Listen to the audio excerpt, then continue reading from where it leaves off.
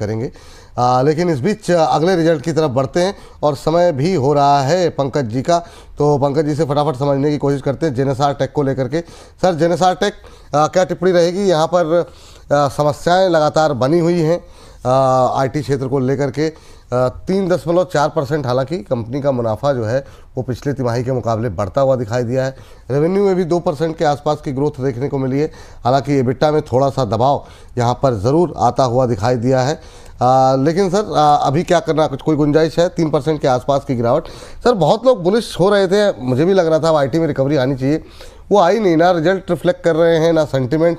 क्या टिप्पणी sir, Pankaj sir? विपुल जी, मैं सिर्फ एक बात पूछना चाह रहा हूँ कि जस्ट एक काउंटर क्वेश्चन है कि इसके अंदर क्यों तेजी आनी चाहिए आईटी के हाँ। अंदर। ये बहुत बड़ा सवाल है। देखिए, हम लोग कोई प्रोडक्ट बेस्ड, हम लोगों की कोई कंपनी नहीं है। जिस हिसाब से टीसीएस के रिजल्ट्स आए और 2 साल से जिस रेंज में टीसीएस चल रहा है वो एक बहुत पेनफुल है।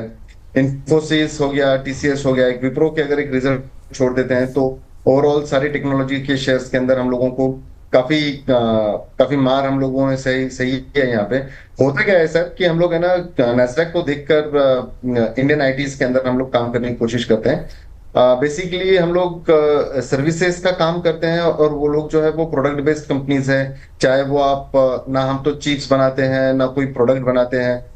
उनकी सर्विसिंग के लिए जो बड़ी कंपनीज यूएस के डॉलर के ऊपर ज्यादा डिपेंडेंट है। और डॉलर अगर जब गिरता है या डॉलर अगर जब बढ़ता है तो उसका एक कहीं ना कहीं बेनिफिट और नुकसान जो है वो आईटीज के अंदर हम लोगों ने विटनेस किए हैं।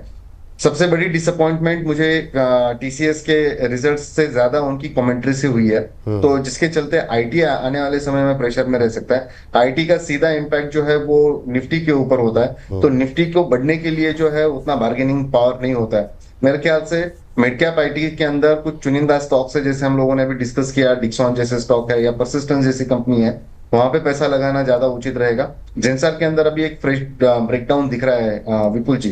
अगर ये 788 की लेवल अगर आज दिन के अंदर ये क्रॉस कर देता है क्लोजिंग बेसिस पे, तो मुझे लगता है कि 760 740 तक की लेवल्स इसके अंदर आने में ज्यादा समय नहीं लगना चाहिए मेरे हिसाब से। अगर कोई इसको होल्ड कर रहा है तो एग्जिट करने की सलाह रहेगी 788 के नीचे। ठीक।